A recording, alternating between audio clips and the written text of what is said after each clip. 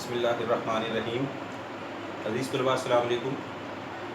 عزیز طلباء، ہم نے اپنی شامل نصاب غزل میر تقی میر کی جو ہے اس کا آغاز کیا تھا۔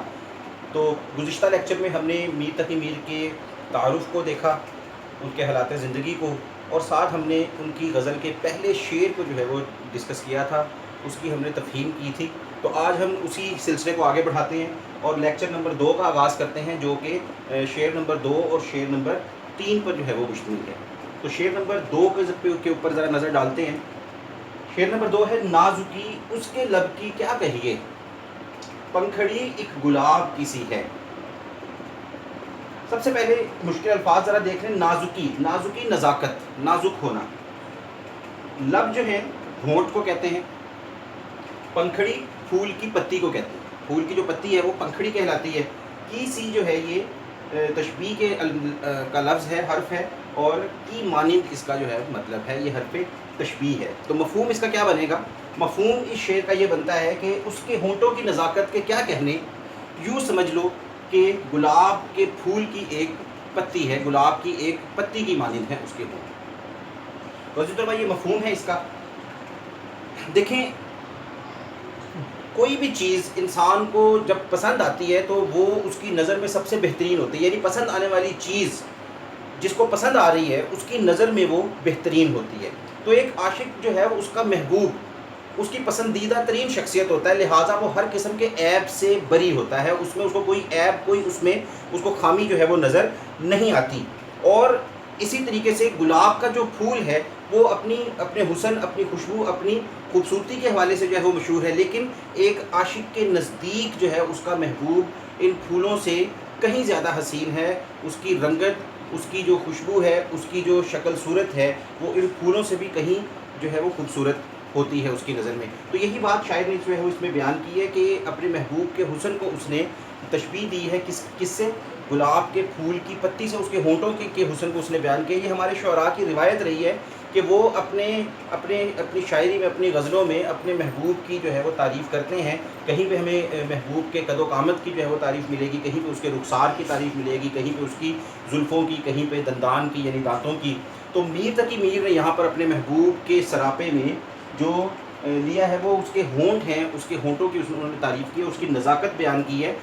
اچھا، میر تقی میر دیکھیں، ایک ہوتا ہے انفرادی مشاہدہ، محبوب جو ہے وہ عاشق نے دیکھا ہے نا، اس کو سب کو تو نہیں پتا اس کے بارے میں، سب نے تو اس کو نہیں دیکھا، لیکن گلاب کا پھول جو ہے وہ پوری دنیا کی نظر میں ہوتا ہے، تمام لوگوں کی نظر میں ہوتا ہے۔ تو میر تقی میر نے اپنے انفرادی مشاہدے کو اجتماعی مشاہدے سے ملایا، یعنی محبوب کے حسن کو انہوں نے تشبیہ دی ہے گلاب کے پھول سے۔ تو گلاب کا پھول چونکہ سب کی نظر میں ہوتا ہے، لہٰذا جب تشبیہ دی جاتی ہے، تشبیہ ایسی ہی چیز سے دی جانی چاہیے جو عام جو ہے لوگوں کے مشاہدے میں ہو، جس کو تمام لوگ دیکھ سکتے ہوں، جو تمام لوگوں کی نظروں میں ہو۔ تو میر تقی میر نے محبوب کے ہونٹوں کو تشبیہ دی گلاب کے پھول کی پتی سے۔ تو گلاب کے پھول کی پتی چونکہ سب نے دیکھی ہے، لہٰذا اب بات کو صحیح طریقے سے دوسرے تک پہنچا دینا، دوسرے کو سمجھا دینا، یہ میر تقی میر نے کا ہی خاصہ ہے۔ وہ اپنے انفرادی مشاہدے کو اجتماعی مشاہدے سے ملاتے ہیں، لہٰذا یہاں پر بھی انہوں نے اسی چیز سے کام لیا ہے اور اپنے محبوب کی ہونٹوں کی خوبصورتی کو، اس کی نزاکت کو انہوں نے گلاب کے پھول کی پتی سے تشبیہ دی ہے۔ لیکن گلاب کے پھول کی پتی میں ایک تو رنگت جو ہے اس کی گلابی ہوتی ہے، سرخ ہوتی ہے، دوسری چیز کیا ہے کہ نازک ہوتی ہے، باریک سی ہوتی ہے۔ تو یہی ہونٹوں کی جو ہے وہ خصوصیات ہوتی ہیں کسی بھی شخصیت میں، کسی بھی حسین شخص کی، کہ اس کے ہونٹ جو ہے وہ ایک تو باریک ہوں، نازک ہوں، اور دوسرے اس کی رنگت جو ہے وہ گلابی ہو، سرخی مائل ہو۔ تو یہی چیز جو ہے وہ میر تقی میر کا موقف ہے کہ میرے محبوب کے ہونٹوں میں موجود ہے، اور اسی چیز کو انہوں نے اس تشبیہ سے بیان کیا ہے۔ تو عزیز طلباء، میں نے 2 اشعار بھی ادھر لکھے ہیں، ان اشعار کو بھی آپ یاد رکھیے، جو آپ کی تشریح کرتے ہوئے، جب آپ تشریح کرتے ہیں شعر کی تو اس میں معاون ہوتے ہیں آپ کے، زیادہ اچھے طریقے سے جو ہے وہ تفہیم ہو جاتی ہے، اچھے طریقے سے اس کی جو ہے وہ وضاحت ہو جاتی ہے۔ تو نے دیکھی ہے وہ پیشانی، وہ رخسار، وہ ہونٹ، زندگی جن کے تصور میں لٹا دی ہوئی ہے۔ دوسرا شعر: رنگ و خوشبو کے، حسن و خوبی کے، تم سے تھے جتنے استعارے تھے، کہ دنیا میں جتنی بھی خوبصورت چیزیں ہیں، اگر ان کی مثال پیش کی جا سکتی ہے تو اے محبوب، وہ تیرا حسن ہے، وہ تیرا سراپا ہے۔ اور اسی طرح دوسرے شعر کی طرف آئیں۔ میر تقی میر کی جو ویسے تو غزل ہوتی ہی اس قسم کی ہے کہ اس کا ہر شعر ایک بنیادی اکائی ہوتا ہے، اس کا ہر شعر ایک الگ مفہوم رکھتا ہے، اور اس غزل سے ہم نے اس چیز کو دیکھا بھی ہے کہ پہلا جو ہم نے شعر پڑھا تھا اس میں میر تقی میر نے جو ہمارے مذہب کا ایک بڑا بنیادی سبق ہے اس کو اجاگر کیا کہ یہ جو ہماری زندگی ہے یہ عارضی ہے، اور جو کچھ ہمیں دنیا میں نظر آ رہا ہے یہ سب کیا ہے، یہ ہماری نظروں کا دھوکہ ہے۔ تو ایک بڑا تصوف کا، ایک دین کا جو ہے وہ نقطہ انہوں نے بیان کیا اس شعر میں، لیکن ساتھ ہی جب دوسرا شعر ہم پڑھتے ہیں تو دوسرے شعر میں دیکھیں انہوں نے وہی روایتی موضوع چنا جس میں محبوب کے سراپے کی جو ہے وہ تعریف کی گئی ہے، محبوب کے حسن کو جو ہے وہ اجاگر کیا گیا ہے۔ لیکن پھر جب ہم تیسرے شعر کی طرف آتے ہیں تو ہم دیکھتے ہیں کہ ایک دم سے پھر موضوع پلٹا کھاتا ہے، اور کیا ہے کہ چشم دل کھول اس بھی عالم پر، چشم دل، چشم دل، دل کی آنکھ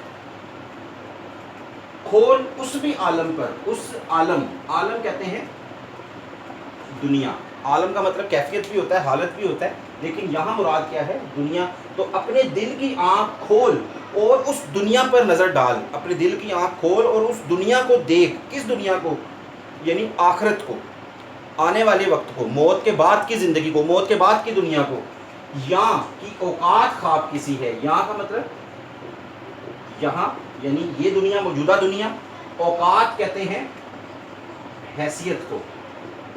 تو یہاں کی جو اس دنیا کی جو حیثیت ہے وہ خواب کسی ہے، خواب کی مانند ہے، یہ دنیا تو خواب و خیال ہے۔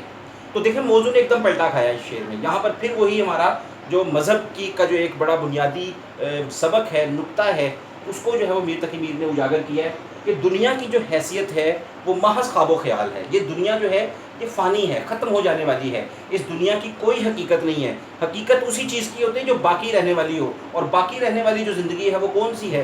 وہ آخرت کے بعد کی ہے۔ تو اسی لیے میر تقی میر کہتے ہیں کہ انسان کی عقل کا تقاضا، انسان کی سوجھ بوجھ کا تقاضا کیا ہے کہ وہ جو عارضی چیز ہے اس پر زیادہ توجہ نہ دے، بلکہ جو جس کے ساتھ اس کا ہمیشہ کے لیے سابقہ پیش آنا ہے، جس کے میں اس نے ہمیشہ رہنا ہے، اس کی تیاری جو ہے وہ اچھے طریقے سے کرے۔ تو یہی سبق جو ہے وہ ہمیں یہاں پر وہ دے رہے ہیں۔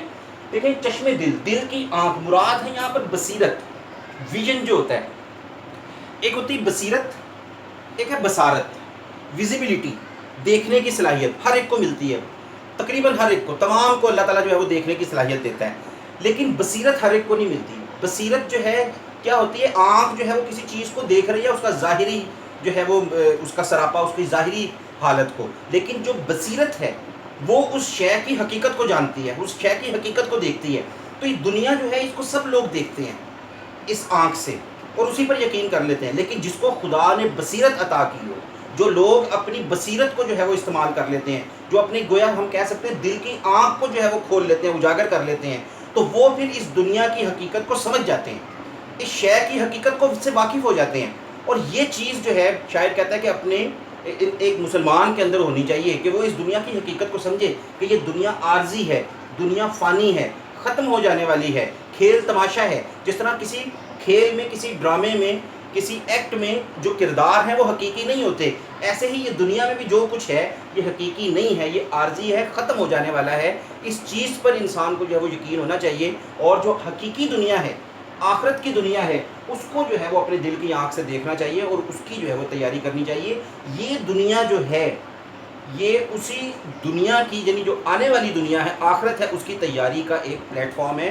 اس کو اگر ہم نے ضائع کر دیا تو پھر کبھی جو ہے وہ ہم کامیاب نہیں ہو پائیں گے۔ اسی بات کو خواجہ حیدر علی آتش نے اپنے شعر میں بڑی خوبصورتی سے بیان کیا ہے۔ وہ کہتے ہیں کہ عدم کے کوچ کی، عدم یعنی آخرت، عدم کے کوچ کی لازم ہے فکر ہستی میں۔ یہ شعر میں نے یہاں پہ لکھا بھی ہے، عدم کے کوچ کی لازم ہے فکر ہستی میں، کہ آخرت کے سفر کی جو تیاری ہے اس کی فکر جو ہے وہ اسی ہستی میں، اسی زندگی میں کرنا ضروری ہے، کیونکہ جب یہ سفر شروع ہو گیا، ایک دفعہ جب انسان اس سفر پر روانہ ہو گیا، پھر ہوگا کیا؟ نہ کوئی شہر، نہ کوئی دیار راہ میں ہے، تو پھر نہ کوئی رستے میں کوئی شہر آئے گا، نہ ہی کوئی ایسا ٹھکانہ، ایسا کوئی گھر جہاں انسان رک کر سستا لے، آرام کر لے، آگے آنے والا جو سفر ہے اس کی تیاری کر لے، تو یہ موقع نہیں ملے گا۔ موقع اگر ہے تو وہ یہی ہے۔ اسی لیے کیا کہا گیا ہے؟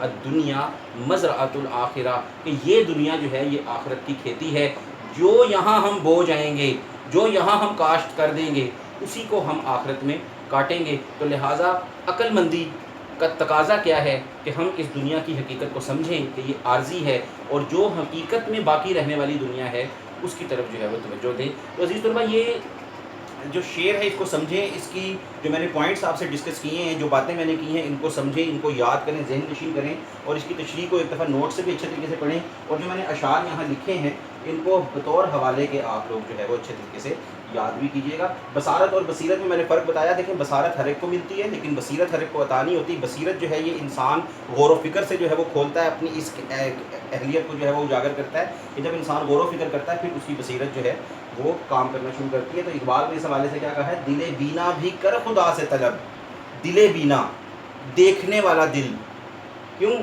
آنکھ کا نور دل کا نور نہیں، کیونکہ جو آنکھ نظر دکھا رہی ہے نا وہ حقیقت نہیں ہے، وہ دل کا نور نہیں ہے۔ تو انسان کو کیا چاہیے کہ اپنے دل کی آنکھ کو، یعنی اپنی بصیرت کو جو ہے وہ اجاگر کرے، اس کو روشن کرے، اس آنکھ کو کھولے اور چیزوں کی حقیقت کو سمجھے۔ اس دنیا کی مثال تو کھیل تماشے کی مانند ہے، وائے نادانی، بڑا اہم شعر ہے، اس کے حوالے سے ہی ہے کہ یہ دنیا خواب و خیال ہے۔ وائے نادانی، ہماری یہ نادانی ہے، انسان کو کبھی بھی اس چیز کا یقین نہیں آتا۔ یہ یقین عموماً تب آتا جب موت کا فرشتہ جو ہے وہ سراہنے کھڑا ہو جاتا ہے آپ کے، جب قبض روح جو ہے وہ قبض ہونے والی ہوتی ہے۔ وائے نادانی کے وقت مرگ یہ ثابت ہوا کہ افسوس ہماری نادانی پر، بے وقوفی پر، کہ جب موت کے قریب پہنچے تو ہمیں پتہ لگا ہم پر یہ بات کھلی، کیا کھلی؟ خواب تھا جو کچھ کہہ دیکھا، جو سنا افسانہ تھا، کہ جو کچھ ہم نے دیکھا وہ تو خواب تھا اور جو سنتے آئے وہ تو محض ایک من گھڑت کہانی تھی۔ تو عزیز طلباء، اس لیکچر میں بس آج ہم 2 اشعار کو ہی انشاءاللہ ہم نے ڈسکس کیا ہے۔